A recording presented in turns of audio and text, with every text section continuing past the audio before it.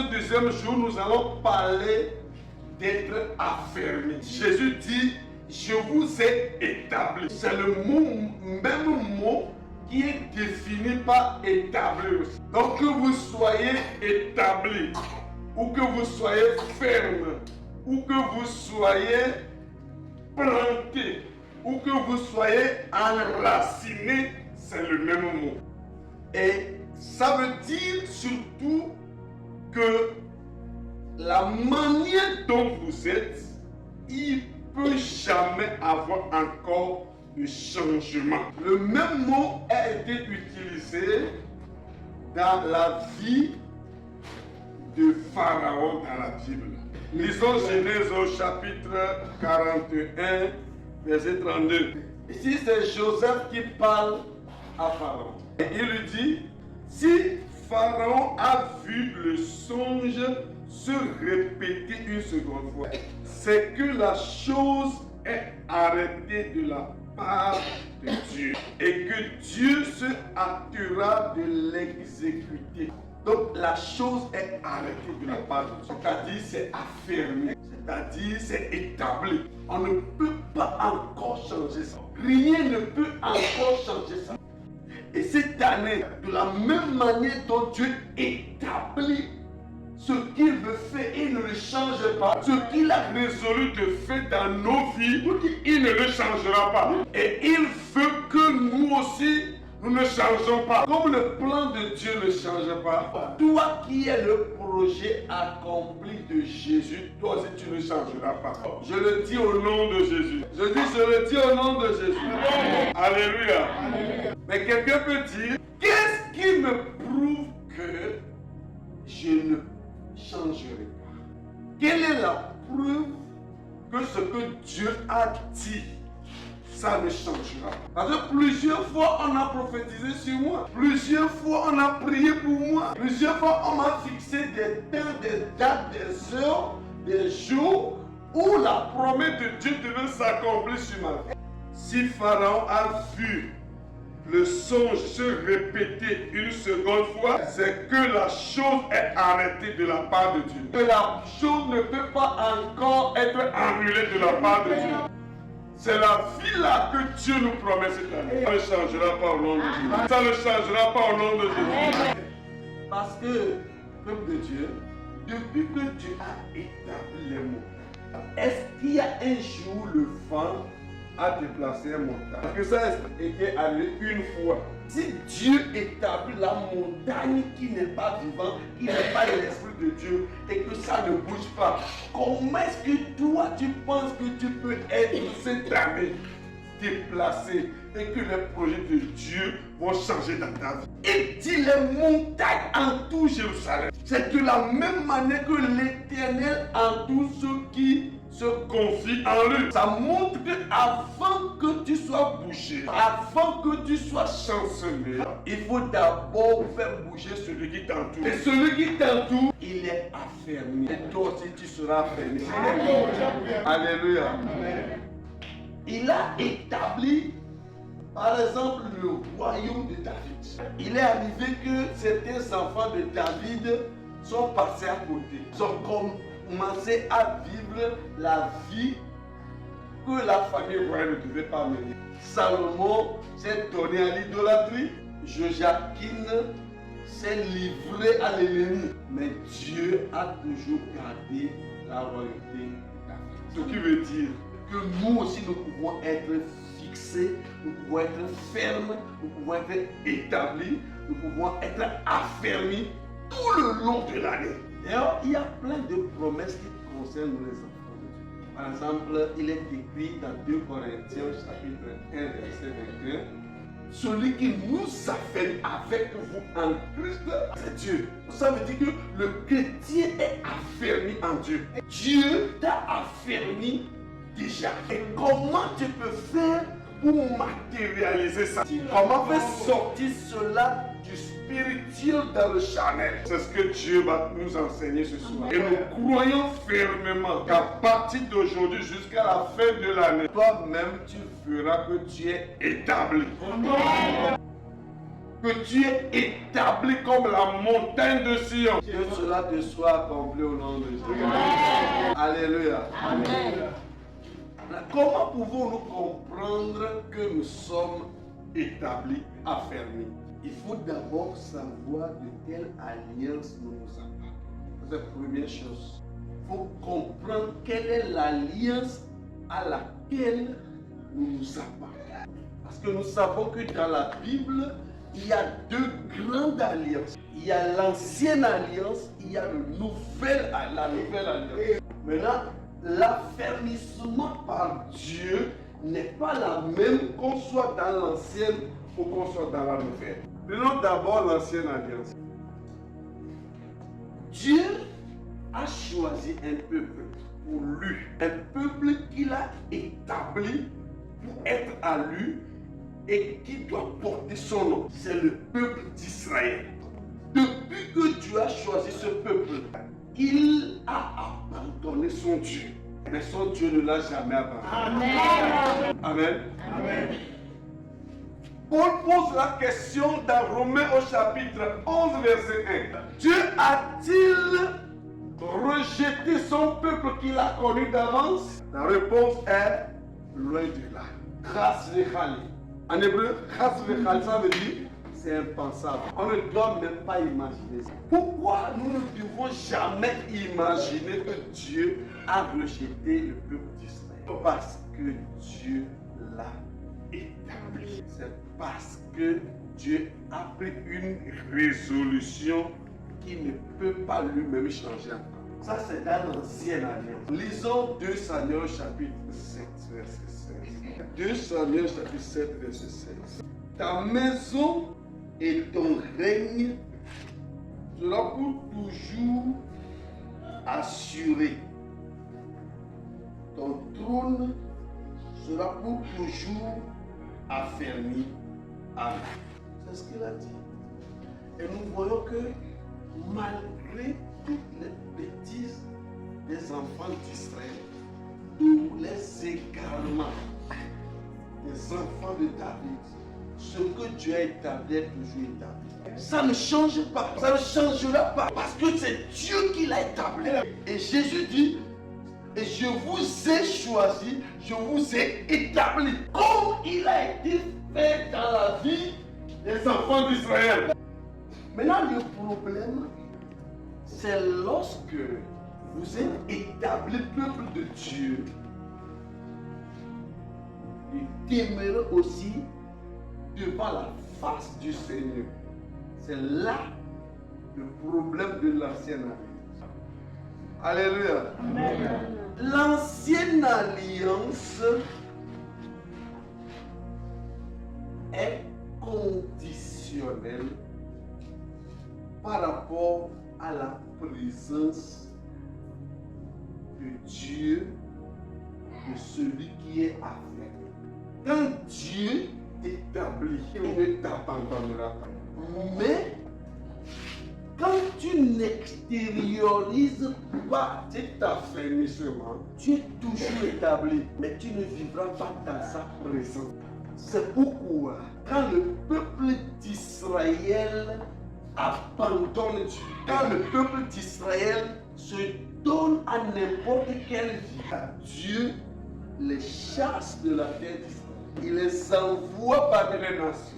Mais il demeure toujours son peuple. Le problème est que selon l'alliance, pour rester dans la face du Seigneur, tu dois extérioriser cet établissement. Tu dois extérioriser l'affermissement spirituel que Dieu t'a fait. Maintenant, le peuple d'Israël qui n'était pas fidèle à cet affermissement a été obligé d'être déporté très régulièrement. Le roi Saoul, par exemple, le roi Saoul était un roi vaillant. Il avait la forme du guerrier. Rappelez-vous que son manteau de guerre était trop lourd que David n'arrive même pas à faire des pas dedans. Il avait rempli la condition charnelle d'être roi au temps biblique. Parce qu'avant d'être roi, il faut être capable d'être au devant de tout combat et de les remporter pour le peuple. C'est cette condition que David avait remplie lorsqu'il a fait tomber Goliath, et c'est à partir de ce jour qu'il était considéré plus protecteur du peuple que le roi Saoul. Dans 1 Samuel au chapitre 13, verset 13, le prophète Samuel dit à Saoul, si tu étais docile, si tu avais obéi à la voix de Dieu, la royauté serait affermie entre tes mains pour toujours. La raison pour laquelle tu ne seras pas affermi dans la royauté pour toujours est que selon le temps d'alliance que tu appartiens, tu n'as pas respecté les conditions nécessaires. Ça veut dire que si nous étions dans l'ancienne alliance, Dieu nous a établis, il ne changera pas. Et si nous ne demeurons pas dans la manifestation de cet établissement de Dieu, eh bien, nous serons toujours son peuple, mais il nous mettra à côté. Saul est toujours Israël. Il fait toujours partie du peuple de Dieu. Mais il ne peut pas encore être présent devant Dieu comme roi. Parce que être affermi dans l'Ancien Testament, dans l'Ancienne Alliance, a deux conditions. Or, s'il faut des conditions à quelque chose, ça veut dire que la chose est temporaire, la chose n'est pas éternelle. Le jour où la condition n'est pas remplie, le jour-là, l'éternité de la chose cesse. Et c'est pourquoi cette année, que l'esprit de la nouvelle alliance repose sur toi. Que l'esprit de la nouvelle alliance te conduise, afin que ton affermissement ne cesse jamais au nom de Jésus. Ça commence par avoir la joie, quelques temps après, la joie finisse. La prospérité commence, quelques temps, la prospérité finit. Parce que tu n'as pas été établi. Ou tu es établi, mais tu vis à la manière de l'ancienne alliance. Cela change aujourd'hui au nom de Jésus. Je dis cela change aujourd'hui au nom de Jésus. Amen. Amen. Et là, on va revenir dans la nouvelle alliance. Il y a ton prochain. La nouvelle alliance. La nouvelle alliance. Il faut comprendre que déjà le choix du peuple revient à Dieu. Jésus dit, moi je vous ai choisi. Il dit, moi je vous ai choisi. Donc c'est lui qui fait le choix. Dis à quelqu'un, on t'a choisi. On t'a choisi. Tu ne vas pas dire avec foi. Dis à quelqu'un, on t'a choisi. On t'a choisi. Amen. C'est lui qui a choisi son peuple. Dans l'ancienne alliance, c'est Dieu qui a choisi le peuple d'Israël. Mais il leur a donné des conditions. Exode chapitre 19, versets 4 à 5. Il y a deux conditions là-bas. Vous devez garder l'alliance. C'est un peu étonnant. C'est Dieu qui fait alliance avec le peuple. Et Dieu demande au peuple de garder l'alliance. Est-ce qu'il peut le faire? Ce n'est pas le peuple qui tisse l'alliance avec Dieu. C'est Dieu qui tisse l'alliance avec le peuple. Demande au peuple de garder l'alliance. Deuxième condition, le peuple d'Israël doit garder sa parole. Donc, ces deux choses, ces deux conditions ont été violés par le peuple. Ils étaient toujours peuple de Dieu, mais ils ont été dispersés. Mais dans la nouvelle alliance, quand Jésus choisit son peuple, il ne laisse pas au peuple la condition remplie. C'est lui qui remplit les conditions. Dis à quelqu'un, celui qui t'a choisi remplit lui-même les conditions. Celui qui t'a choisi remplit lui-même les conditions. Est-ce que vous comprenez ça? Quelqu'un écoute ça. Dit dans Matthieu chapitre 16, verset 18, dit, sur cette pierre, je bâtirai mon église. Et les portes de séjour de mort ne prévaudront point contre elle. Ça veut dire que le combat qui peut détruire l'église, c'est Jésus qui s'en occupe. Ça veut dire que toutes les choses qui peuvent intervenir pour détruire ton affermissement, Jésus lui-même ça fait face à ça. Donc déjà le choix du peuple est fait dans une condition de victoire rassurée. Tu marches dans cette vie. Amen. Tu marches dans cette vie. Amen. Alléluia. Maintenant, rapidement, on va voir 4 façons dont Dieu affermit son peuple. Il y a 4 manières par lesquelles Dieu affermit son peuple. Premièrement, nous allons voir l'être de Jésus-Christ. C'est-à-dire que c'est parce que celui que Jésus est que nous sommes affermis en Dieu. Quel est le thème? L'impact des affermis. Et qui est l'impact des affermis? C'est Christ. Il montre que Jésus est lui-même notre affermissement pour impacter. Donc nous allons voir comment Jésus est notre affermissement devant Dieu. Nous sommes affermis à partir de ce que Jésus est. Deuxièmement, nous sommes affermis par ce que Jésus fait. Troisièmement, nous sommes affermis par ce que les frères et sœurs font dans l'église. Et quatrièmement, nous sommes affermis par nous-mêmes, notre marche quotidienne avec le Seigneur. Voilà les 4 manières par lesquelles Dieu nous affermit, Dieu nous établit, que nous allons étudier. Amen. Amen. Premièrement, nous sommes affermis par ce que Jésus est. Vous savez, Jésus ressuscité est la garantie de notre affermissement. La Bible dit que Dieu l'a ressuscité des morts en sorte qu'il n'était pas possible que Jésus soit retenu par la mort. L'Écriture dit qu'il est ressuscité et ne verra point la mort. Or, la mort, c'est ce qui fait disparaître.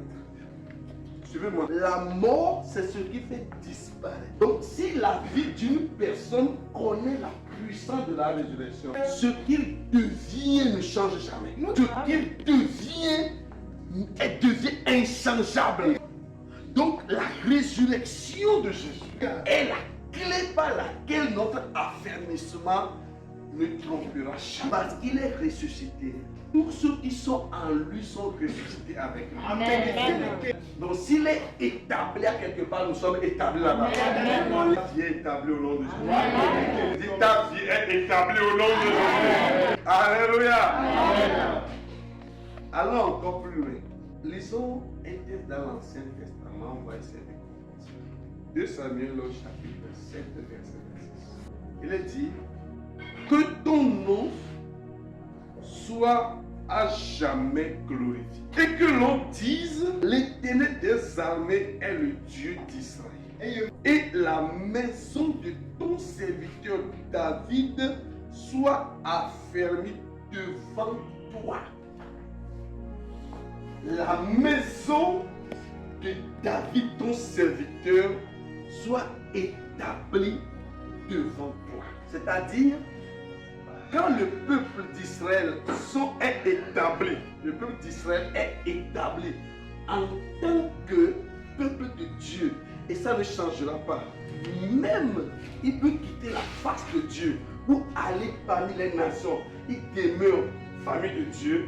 La maison de David, elle ne quittera jamais la face de Dieu. Elle sera non seulement famille de Dieu, mais surtout ne quittera jamais la face de Dieu. Et voilà la prophétie qui est donnée. La question de savoir qu'est-ce que la maison de David.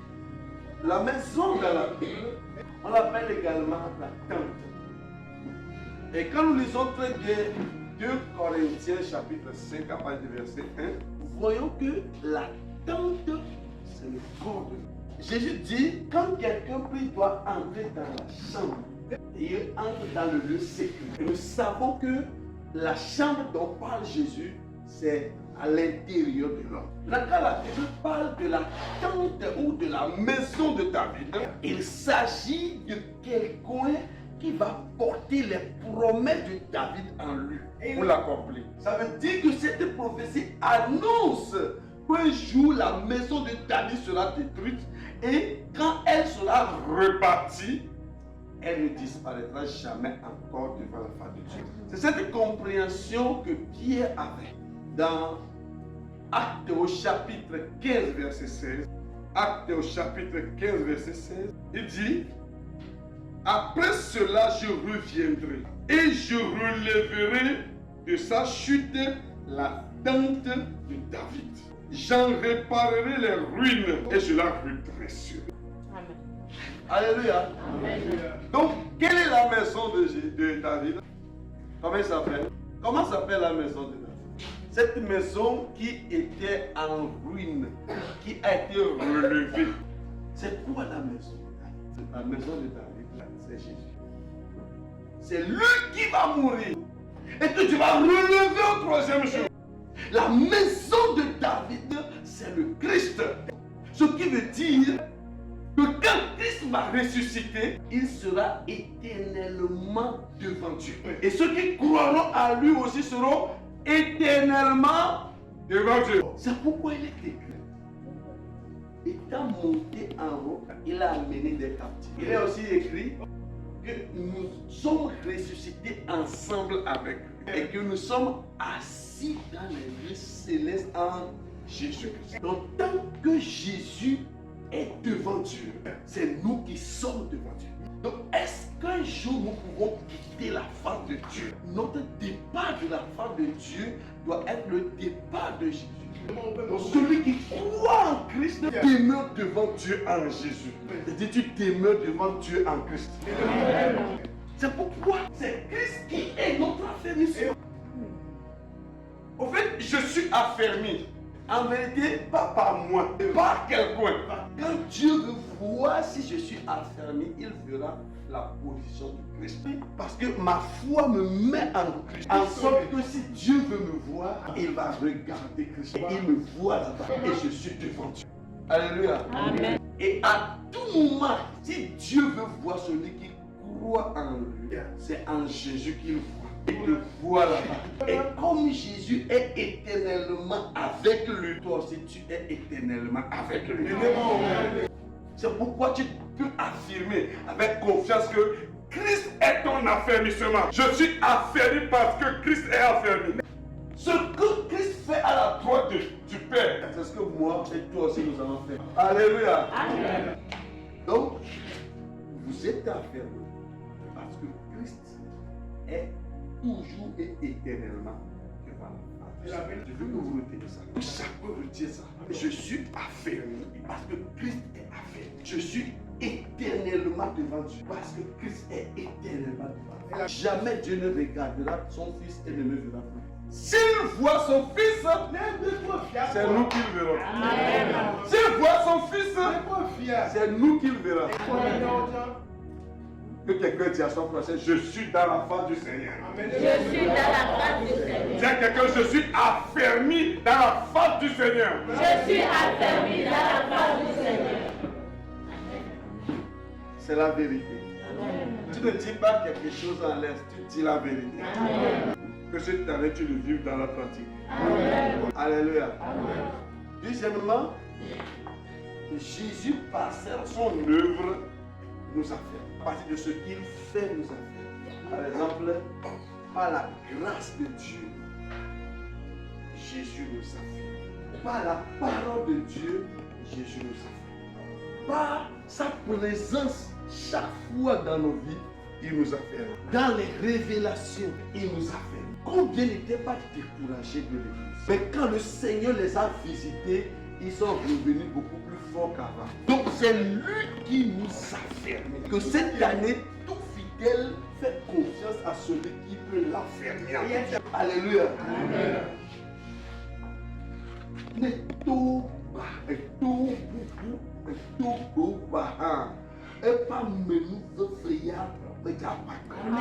Même si les montagnes crevent, sa grâce ne peut jamais.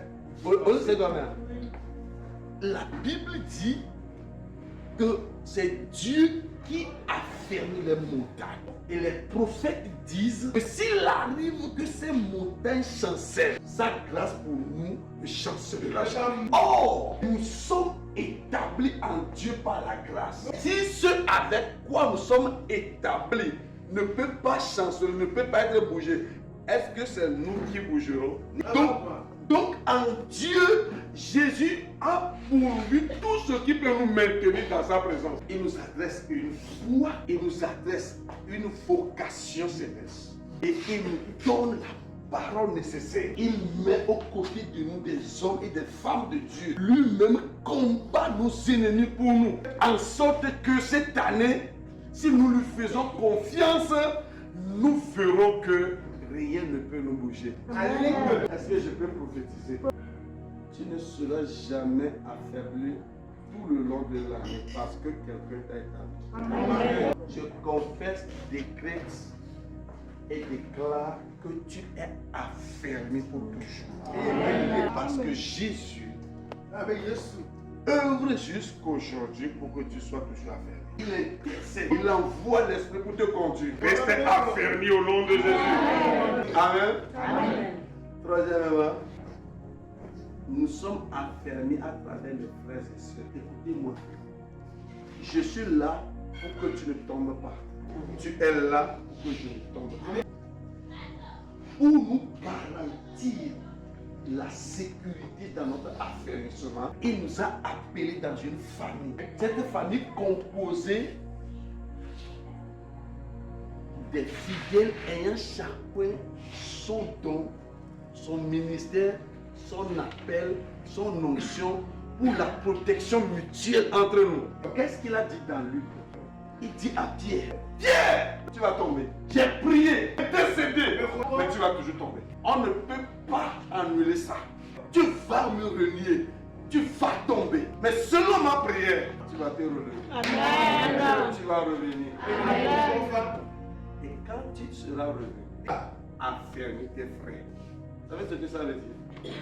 Ça veut dire que quand vous voyez un enfant de Dieu tomber dans un péché, ne vous moquez pas de lui. Si vous voyez un pasteur chuter, ne vous moquez pas de lui. Si vous voyez une femme de foi chuter, tomber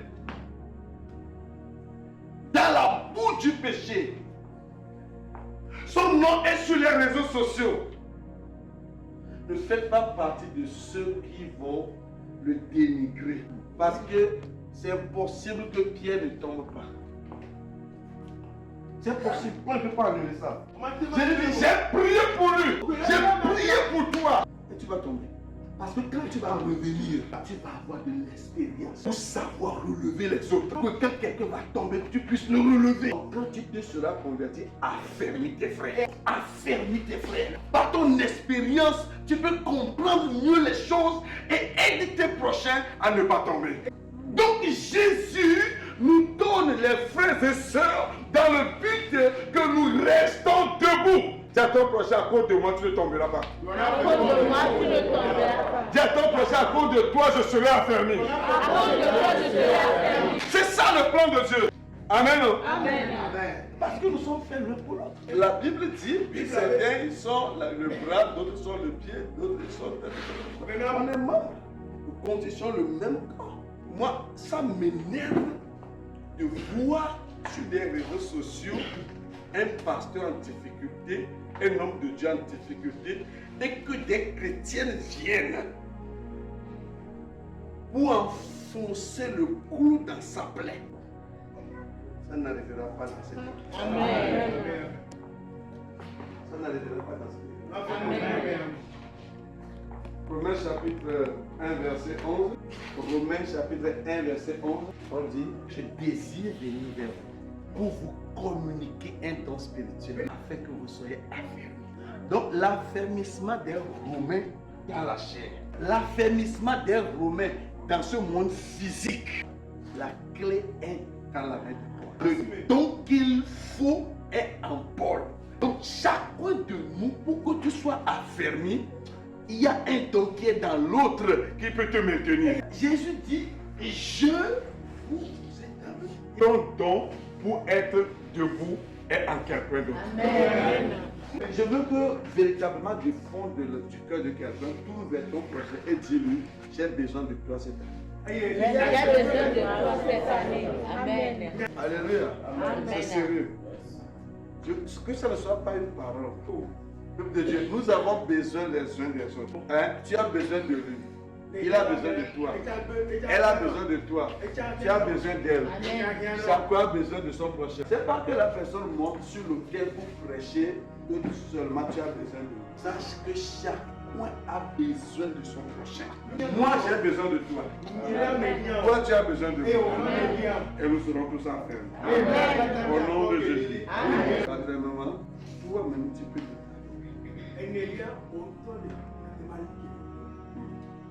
c'est Dieu qui nous a fait cette grâce. Jésus a fait que toi-même, il peut arriver que toi-même, tu te maintiens.